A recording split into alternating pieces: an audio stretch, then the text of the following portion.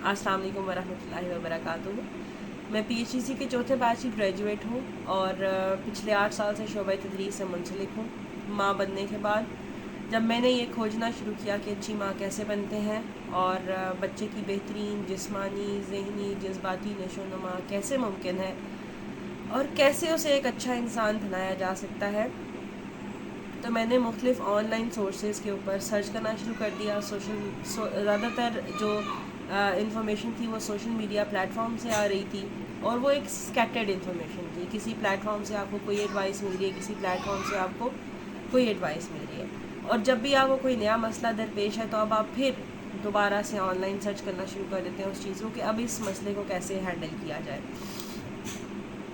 इसके नतीजे में हुआ ये एक कंफ्यूज सी पेरेंटिंग होना शुरू हो गई। दूसरा मसला ये था कि मैं क्योंकि ख़ुद इस निज़ाम तालीम का हिस्सा थी तो मुझे इसके मसाइल से का बखूबी इदराक था। तो होम स्कूलिंग का फ़ैसला तो मैं कर चुकी थी, लेकिन अब वो कैसे होगी ये नहीं पता था। जब मैंने होम स्कूलिंग कम्युनिटी की तरफ देखना शुरू किया तो मुझे पता चला कि लोग स्कूल घर पे लेके आए हुए हैं, लोग करिकुलम के पीछे भाग रहे हैं। और इसके बाद जब मैं PhD पे पहुंची तो ये मेरे लिए एक लाइफ ट्रांसफॉर्मिंग जर्नी थी। मैं समझती हूँ कि ये अल्लाह का मुझ पर बहुत बड़ा एहसान है कि मैं PhD में एनरोल हो गई। PhD में एनरोल होने के नतीजे में मैं एक लाइफ ट्रांसफॉर्मेटिव जर्नी से गुजरी, जिसके नतीजे में ना सिर्फ मेरी शख्सियत बदली, मेरा सोच का अंदाज़ बदला, बल्कि मुझे एक वर्ल्ड व्यू मिला जो मेरे दीन से भी मुताबिकत रखता है।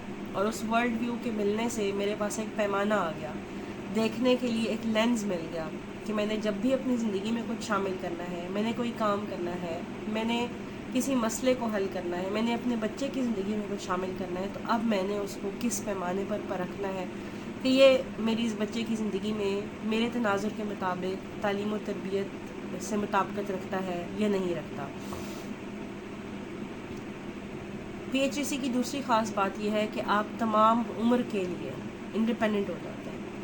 आपको कभी भी किसी भी रिसोर्स को देखना है तो आपके पास अब एक लेंस है जिससे गुजारने के बाद आप उस चीज़ को एक्सेप्ट या रिजेक्ट करते हैं। तीसरी ख़ास बात यह है कि आपको एक मुकम्मल फ्रेमवर्क मिलता है। आपने अपनी ज़ात के ऊपर कैसे काम करना है, आपने बच्चे की तालीम और तरबिया कैसे करनी है, और आपने बच्चे को होम स्कूल कैसे करना है, उसके लिए आपको एक फ्रेमवर्क चाहिए।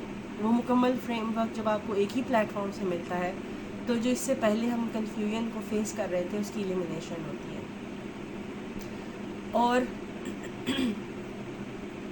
अगर आप उन वालिदैन में से हैं जिनको लगता है कि रिवायती तरीका जो पेरेंटिंग का था उसमें कुछ मसाइल ज़रूर थे और हम उस तरीके से पेरेंटिंग नहीं करना चाहते, तो अब आपको इन दोनों केसेस के अंदर एक ऑल्टरनेट फ्रेमवर्क चाहिए जो मुकम्मल हो। वो मुकम्मल फ्रेमवर्क आपको PhD से मिलता है।